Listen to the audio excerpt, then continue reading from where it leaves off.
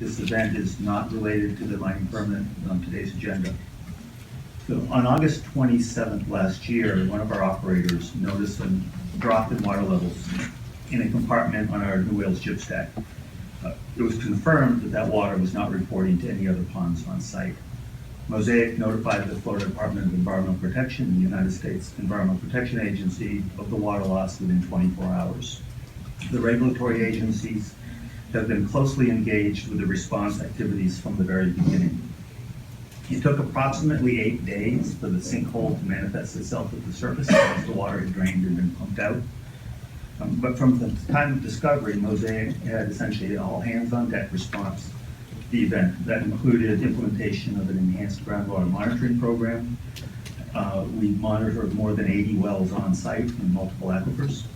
And we've also collected samples from more than 1,300 neighbor wells. We also activated a recovery well to capture and recover the water that went down the sinkhole. The Florida Department of Environmental Protection issued a consent order to Mosaic that required a number of things. We submitted a corrective action and grouting plan for the department's review and approval that has been approved and is being aggressively implemented. We continue operation of the recovery well and are installing a backup recovery well. We continue the enhanced groundwater monitoring program for both the on-site wells, and we continue monitoring off-site wells.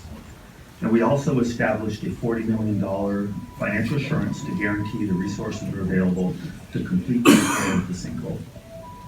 Note that the groundwater monitoring that's been conducted by both Mosaic and the Florida Department of Environmental Protection continues to demonstrate that the contaminants remain on-site in the vicinity of the sinkhole. I want to assure the commissioners that Mosaic is fully committed to completing the corrective action repairs and assuring that everyone's drinking water remains safe. That includes our neighbors and those of our employees and their families that also live in the area.